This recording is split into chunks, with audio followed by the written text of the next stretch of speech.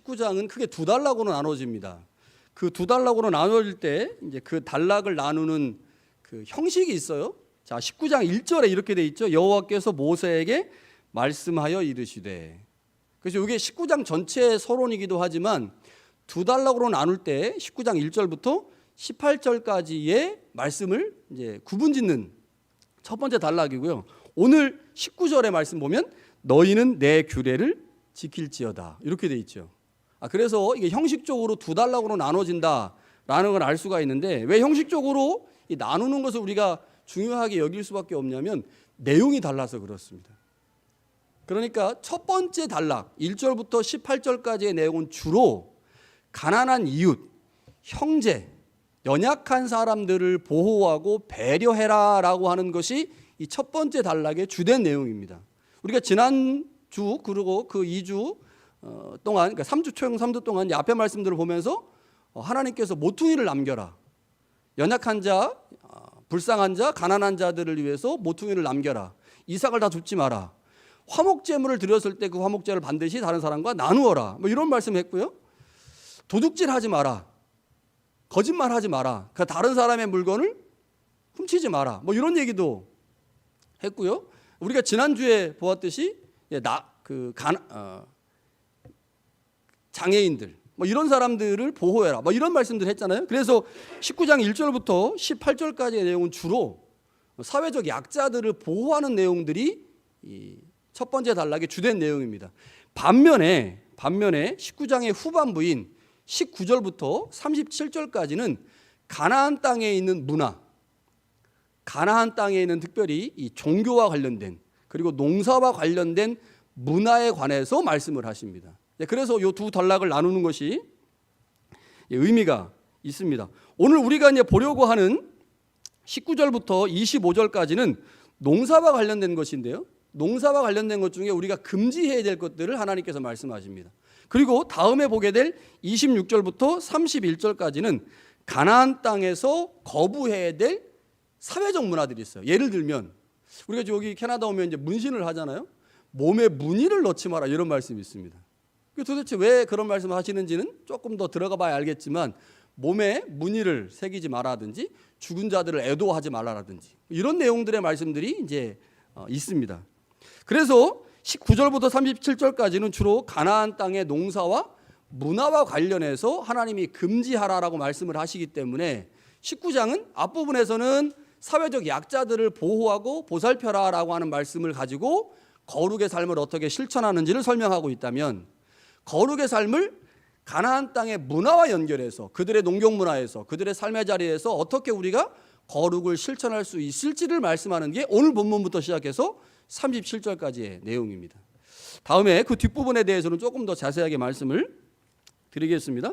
자, 오늘 본문의 말씀 19절부터 25절이 이제 두 개의 단락으로 나눌 수가 있는데 첫 번째 단락은 19절부터 22절입니다. 자, 19절부터 22절 여기 본문을 조금 말씀을 좀 띄워줄 수 있을까요?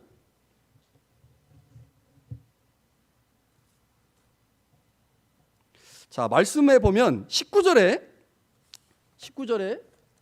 너희는 내 규례를 지킬지어다 내 가죽을 다른 종류와 교미시키지 마라 이렇게 되어 있어요. 다른 종류와 교미시키지 마라. 자, 그런데 다른 종류와 교미시키지 말아야 되는데 무엇까지 하지 말아야 되냐면 밭에다가 두 종자를 섞어 뿌리면 안 됩니다.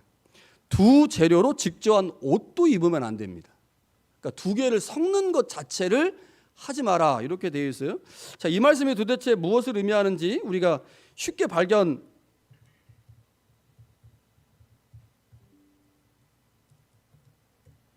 어렵죠. 그런데 더 중요한 게 그 뒷부분입니다.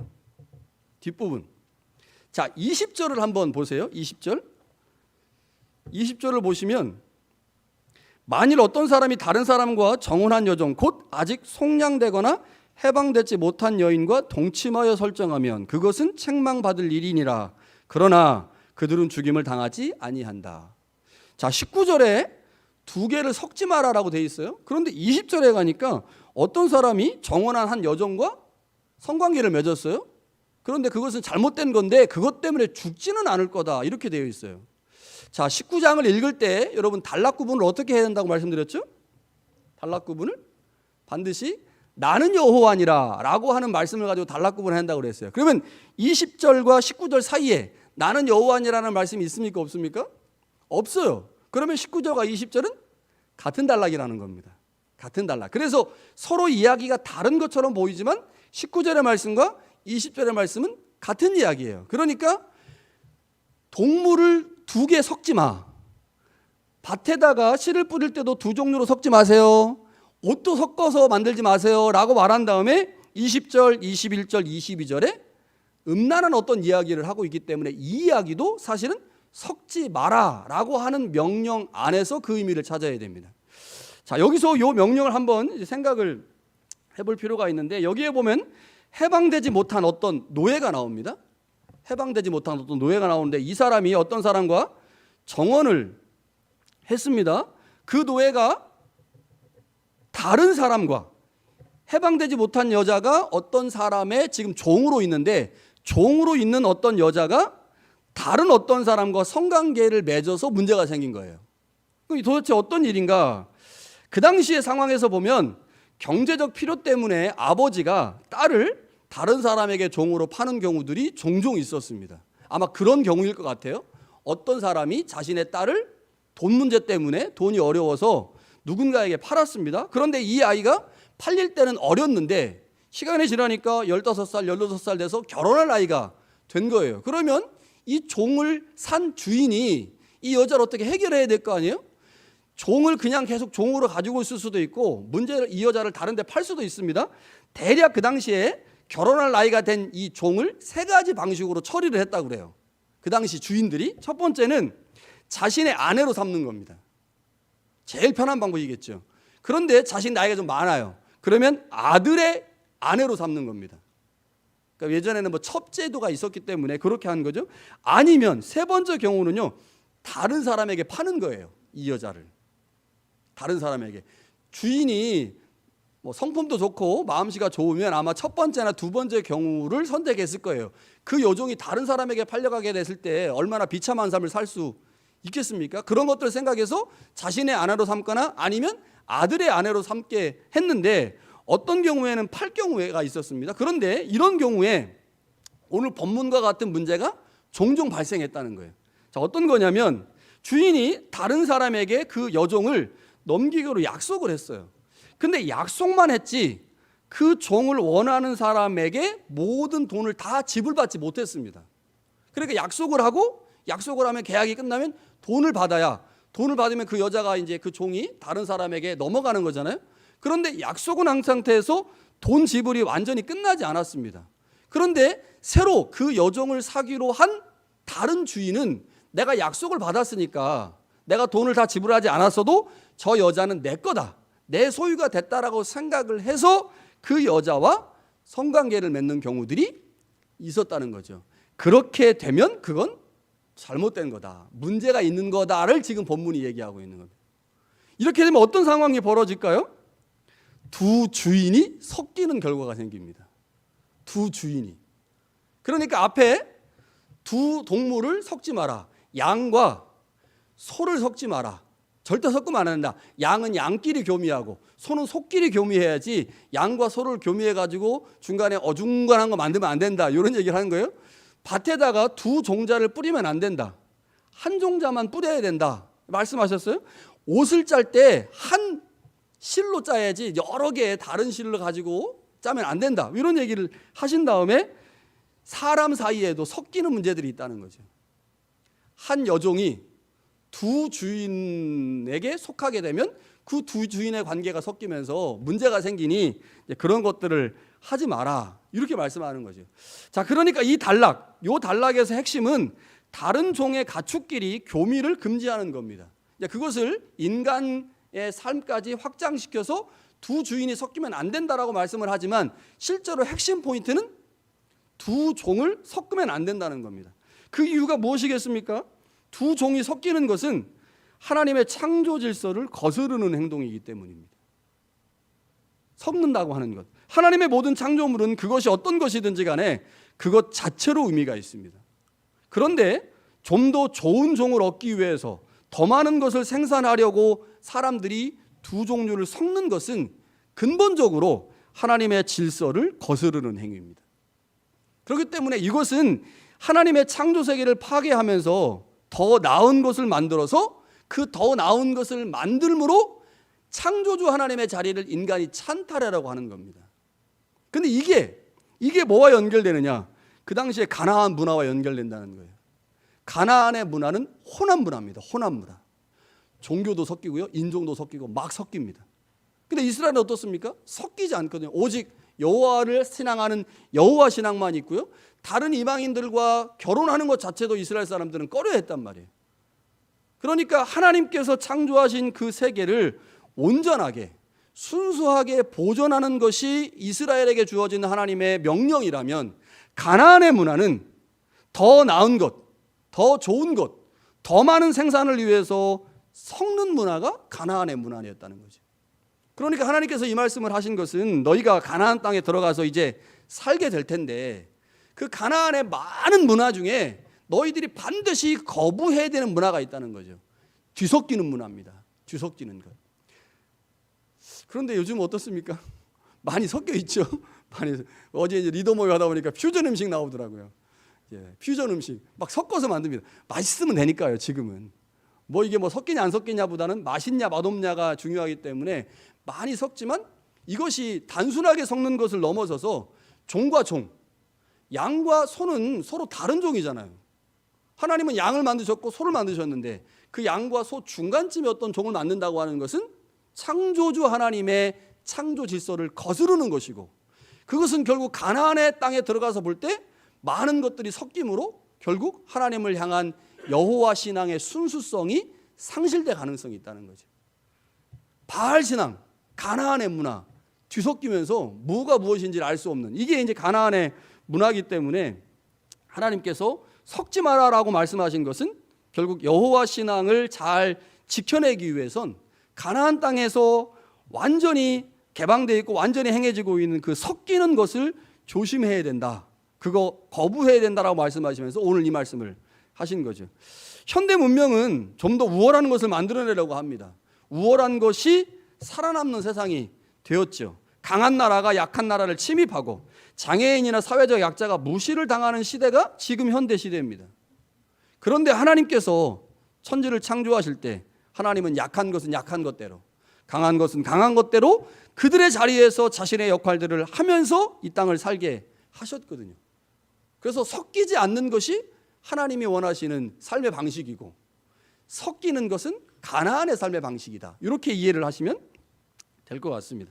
조금 더 다른 방식으로 말하면, 하나님은 연약한 것을 그대로 인정하심으로 약자와 사회적으로 어려운 자들을 보호하시는 게 하나님의 방식이라면, 가나안의 방식은 서로 섞이면서 더 좋은 것들을 만들고 강한 자들만 살아남기 때문에 약자가 살아남을 수 없는 그런 사회가 가나안의 문화고 사회인 거죠. 그러니까 하나님의 방식과 가나안의 방식을 이 섞이지 말라라고 하는 명령 안에서 우리는 발견할 수가 있습니다. 자, 다음으로 연결되는 23절부터 25절의 말씀에 보면, 가나안의 땅에 들어가서 이제 과일을 심을 거 아니에요? 먹어야 되니까. 그 땅에 이제 과일들이 많이 있지만 그 땅의 과일 말고 우리가 이제 심어서 이제 과일을 먹게 될 때 3년 동안은 먹지 마라, 절대로. 그리고 나서 4년째는 모든 추수물을 하나님 앞에 드리고 5년째가 돼서야 먹어라, 이런 말씀이 나옵니다. 자, 이스라엘이 가나안 땅에 들어가 과일나무를 심었어요. 3년 동안 과실이 맺혀도 먹지 마라. 그게 좀 이상하죠. 자, 그런데 더 이상한 게 있습니다. 요 말씀을 기록하면서 할례라고 하는 단어를 사용하고 있어요. 여러분, 과일이 할례를 받지 못했다, 어떻습니까? 할례는 누구한테 합니까? 남자한테. 다 아시죠, 할례가 뭔지? 남자한테 하는 게 할례인데 과일이 할례를 받지 못했다, 좀 이상해요. 우리가 잘 알고 있듯이 이 할례는 하나님께서 이스라엘에게 언약의 표징으로 주신 겁니다. 언약의 표징으로. 따라서 나무가 할례를 받지 못했다라고 하는 말은 그냥 문자 그대로 받아들여서는 안 될 것 같고요. 이 말은 가나안 땅에 있는 나무의 열매가 아직 언약 백성에게 속하지 않았다. 그 기간이 무려 몇 년입니까? 3년이라는 거예요. 3년 동안은 가나안 땅에서 내가 나무를 심고 과일을 얻어도 그것은 하나님의 언약 백성에게 속한 열매가 아니니 먹지 말아야 된다라고 하는 겁니다. 뭐를 말하려고 하는 걸까요? 가나안 땅에 들어갔어요. 그러면 가나안 땅에 들어가서 농사를 지을 때 이스라엘 사람들이 무엇을 보겠습니까? 이스라엘 사람들은 농사 기술이 없어요. 광야에서 40년 살았잖아요. 40년 동안 살면서 농사 기술이 없어요. 그러니 농사 기술이 없으니 누구를 따라가겠습니까? 자연스럽게 가나안 사람들의 농사 방식을 따라가겠죠. 가나안 사람들의 농사 방식을 따라가다 보면 자연스럽게 뭐와 연결될까요? 가나안의 농사신인 바알과 연결되어 있습니다. 바알. 이 바알 종교와 연결이 안 될 수가 없는 거예요. 그러니까 3년 동안 과일을 먹지 마라라고 하는 것은 너희가 들어가서 3년 동안은 농사를 절대로 가나안의 방식으로 짓지 마라. 가나안의 방식으로, 가나안의 종교인 바알 종교를 따라서는 안 된다. 그러면 너희들 망한다라고 하는 것을 말씀하는 게 이 이야기입니다. 그러니까 이것을 문자 그대로 받아들이면 안 되는 거죠. 가나안 땅의 농사 방식은 철저하게 바알에 의존하는 방식이었어요. 그러나 이스라엘은 하나님의 방식으로 농사해야 됩니다. 근데 이게 이상해요. 왜냐? 바알은 농사신이거든요. 농사신. 바람과 비를 주관하는 농사신이 바알입니다. 그럼 여호와는 어떤 신일까요? 여호와는 이스라엘 백성들이 여호와를 산의 신이라고 불렀어요. 산의 신. 여호와가 어디서 나타나셨습니까? 시내산에서 나타나셨잖아요. 그래서 여호와는 산의 신이고 바알은 농사의 신입니다. 농사를 지을 때 산의 신의 말을 들어야 될까요? 농사의 신의 말을 들어야 될까요? 당연히 누구 말 들어야 돼요? 당연히 농사신 말 들어야죠. 그런데 이스라엘 백성들에게 말씀하는 겁니다. 너희가 3년 동안 절대로 농사를 지으면서 농사의 신인 바알의 말을 들으면 안 된다. 그런데 가나안 땅에 함께 살고 있는 가나안 민족들은 다 바알의 말을 들어서 농사를 한단 말이에요. 그러니까 농사가 잘 되는 것처럼 보여. 그런데 그 어떤 경우에도 그거 안 된다라고 하는 걸 말씀하는 게 이 단락입니다. 온 우주 만물을 창조하신 하나님, 그 하나님의 존재를 인정하고 하나님의 방식대로 농사해야만 가나안 땅에 들어가서 결코 섞이지 않고 바알 신으로부터 해방될 수 있다. 이렇게 말씀을 하시는 거죠. 이스라엘이 광야에서 생활할 때와 가나안 땅에서 생활할 때 가장 큰 차이가 뭐겠습니까? 농사입니다. 농사는 전적으로 가나안 문화거든요. 창세기에 보면요, 이스라엘 조상인 아브라함과 이삭과 야곱은 원래 유목민이었습니다. 농사를 모르는 사람들이에요. 유목민. 그 사람들이 이제 애굽 땅에 들어가서 400년 살았잖아요. 400년 살면서 이들이 노예로 살았기 때문에 주인이 시키는 대로 했어요. 농사를 지으면서 창의적으로 하는 게 아니고 주인이 시키는 걸 하고 하지 말라는 거 안 하고. 그래서 400년 동안 애굽 땅에 살았지만 이스라엘에게 농사 기술은 없어요. 시키는 대로 하니까, 종이니까. 광야에서 40년 살았어요. 광야에서 살았던 출애굽했던 1세대들이 광야에 다 죽었잖아요. 그러니까 지금 이 가나안 땅에 들어와 있는 사람들은 다 광야에서 태어난 사람들이고 농사를 모르는 사람들입니다. 그러니까 이 농사를 모르는 사람들이 당연히 가나안 땅에 들어와서 뭐 농사를 지으려면 가나안의 문화를 받아들일 수밖에 없는 상황이었는데 그거 안 된다라고 주님께서 지금 말씀하시는 거죠. 여러분, 이스라엘이 들어가서 살아야 될 가나안 땅에는 농사의 신인 바알이 있습니다. 이게 굉장히 무시무시한 신이에요. 이 바알이라는 신이. 바알 종교는 기후와 끊을 수 없는 관계를 갖고 있는데요. 이스라엘은 우리와 달리 건기와 우기로 지역이 나눠집니다.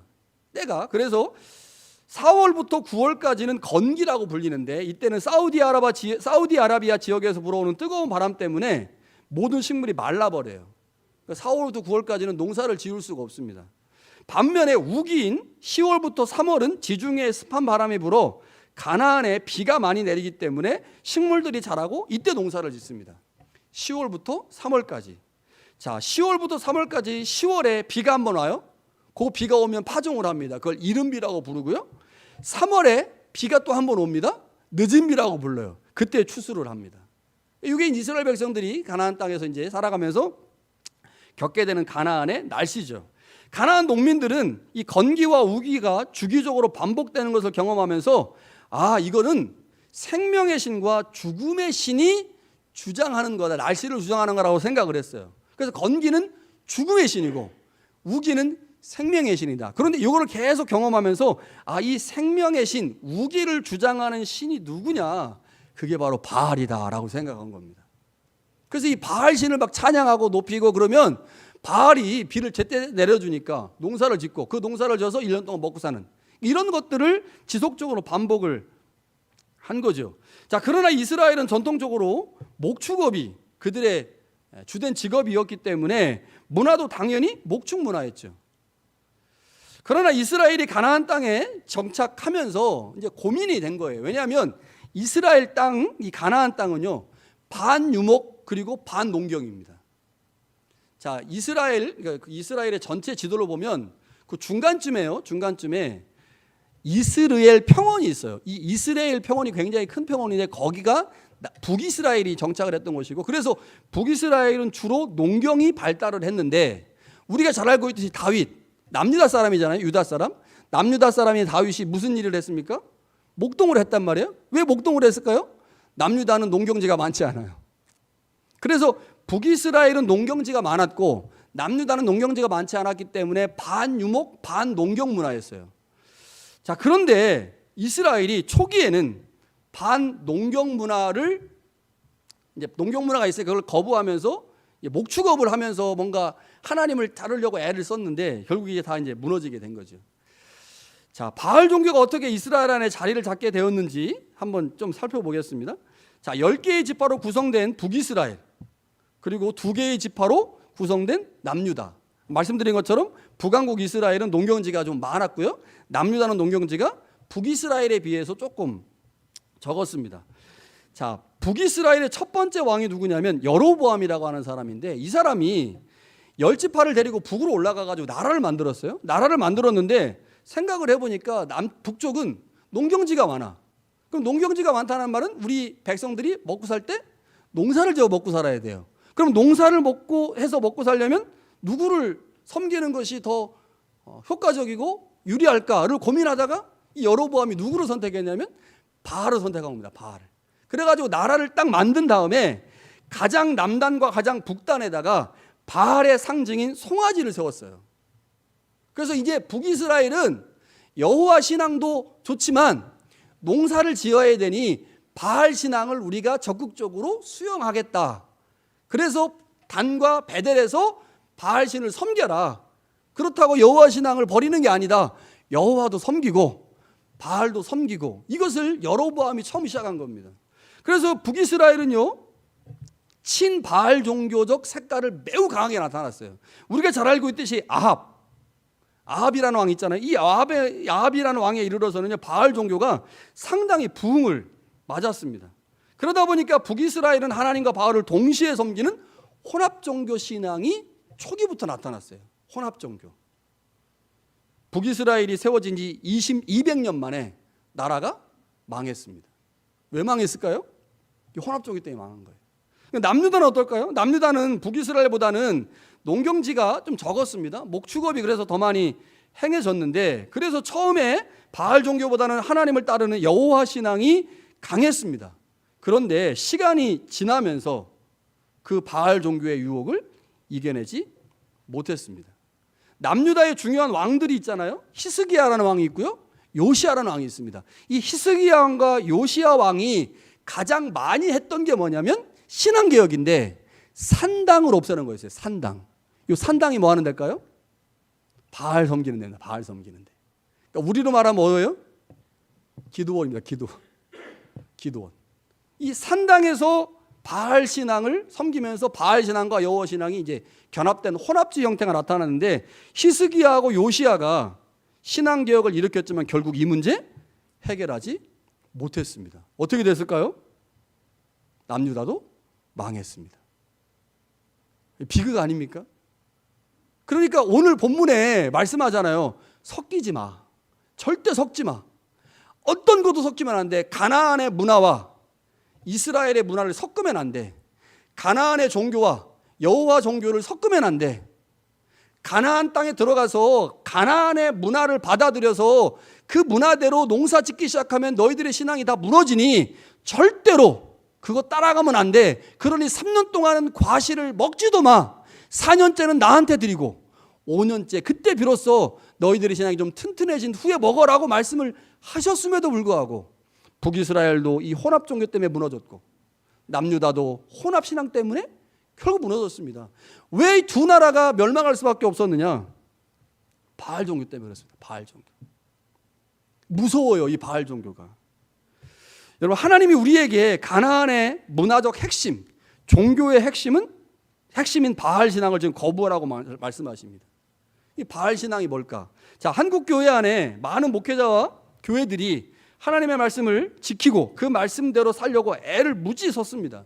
그런데 언젠가부터인가요? 한국 교회 안에 위장된 형태로 바알 종교가 잠입을 했고 그 바알 종교 때문에 교회가 무너지기 시작하고 있습니다. 이거 기억하셔야 돼요. 자, 한국 교회 안에 물질이 우상이 되었고 가장 중요한 가치가 된 지는 이미 오래입니다. 여러분, 바알 종교의 핵심이 뭐냐면요, 물질의 풍요와 부요입니다. 그리고 혼합이에요, 혼합.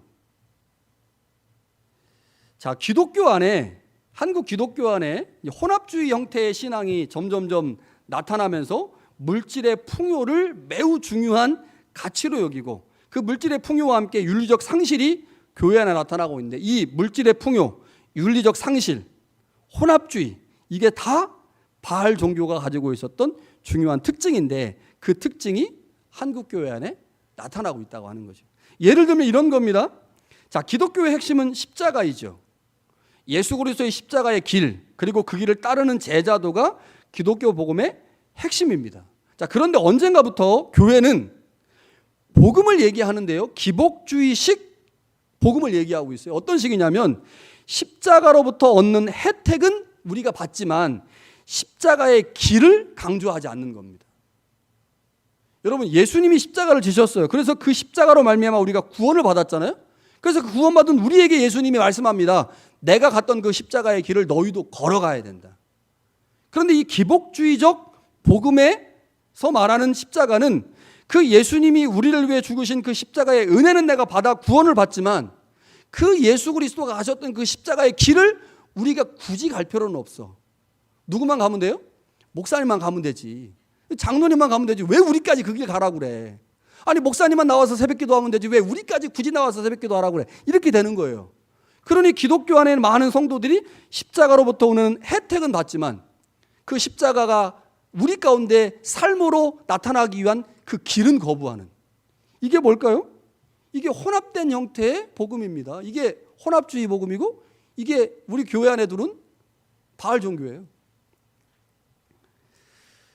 자, 한국 교회 안에 두 종류의 기복주의가 존재합니다. 첫 번째는요, 과거에 이미 존재했고 지금도 여전히 존재하고 있는 좀 원형에 가까운 기복주의예요.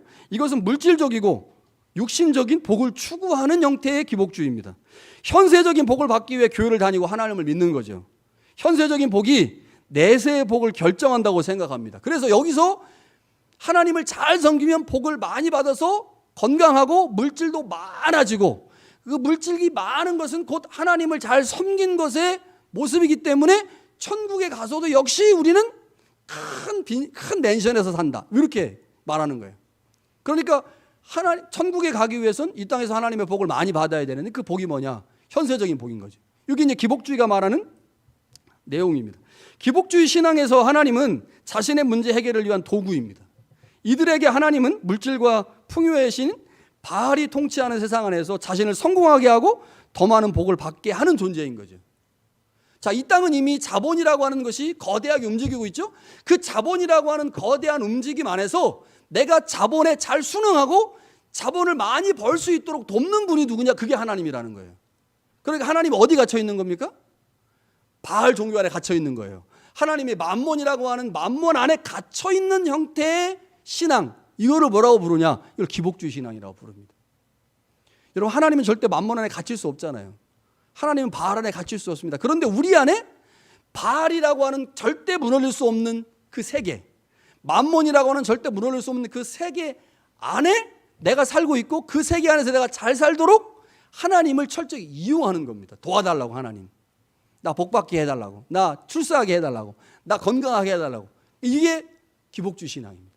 굉장히 위험한 신앙이죠. 여러분, 근데 또 다른 종류의 기복주의가, 이게 더 위험해요. 첫 번째 기복주의는 너무 티가 많이 나기 때문에 그냥 들으면 알아요. 저 기복주의네. 저 사람 목사님 저 기복주의 신앙. 그러니까 근데 이 두 번째 기복주의는요, 너무 교묘해.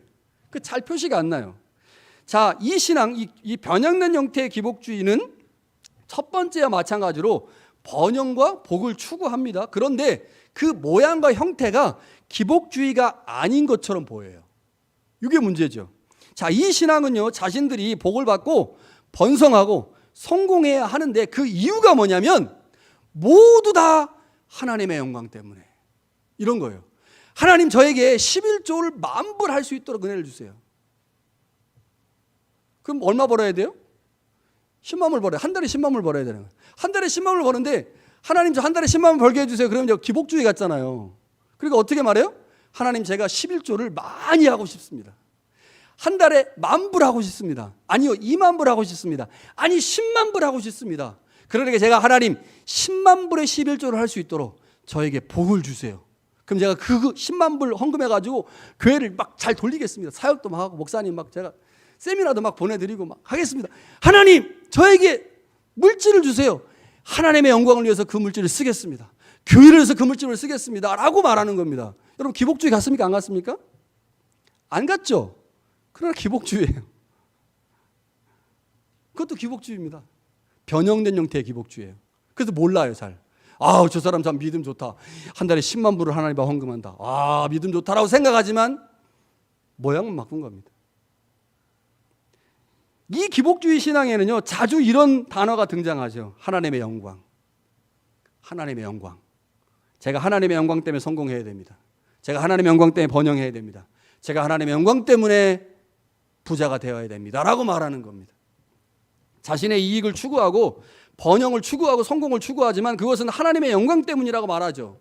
그래서 언뜻 보기에는 기복주의가 아닌 것처럼 보이지만 이것도 역시 모양을 바꾼 하나의 기복주의 신앙입니다. 여러분 하나님은 내가 10만 불을 헌금했을 때 영광 받는 게 아닙니다. 5불 헌금해도 영광 받으세요. 10불 헌금해도 영광 받으시고 제가 건강해야만 영광 받습니까? 아니요. 제가 너무너무 아픈데 너무너무 아픔에도 불구하고 하나님 앞에 감사할 때 하나님 영광 받습니다. 여러분 왜 잘 돼야만 영광 받습니까? 아니에요. 다 그 기복주의입니다. 기본적으로 뭔가 잘 돼야 된다. 복 받아야 된다라고 하는 것이 전제되어 있는 것. 그것이 모든 신앙을 삼켜버리는 것. 이것이 기복주의입니다. 여러분 우리 이 땅에서 신앙의 순수성을 지켜야 되죠. 여러분 그 신앙의 순수성이 무엇입니까? 그것은 이 땅의 질서가 아닌 하나님의 질서를 따라가며 사는 겁니다. 그게 신앙의 순수성이에요.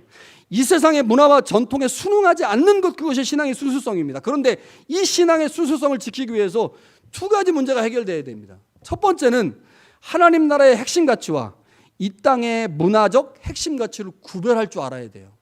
제가 어제 리더 시간에 말씀드렸어요. 여러분 돈이 있잖아요. 돈. 이게 세상에서 가장 중요한 거잖아요. 여러분 그런데 그 돈이 어디서도 중요해요? 교회에서도 중요해요. 여러분 교회에서 돈 없으면 사역하겠습니까? 못한단 말이에요.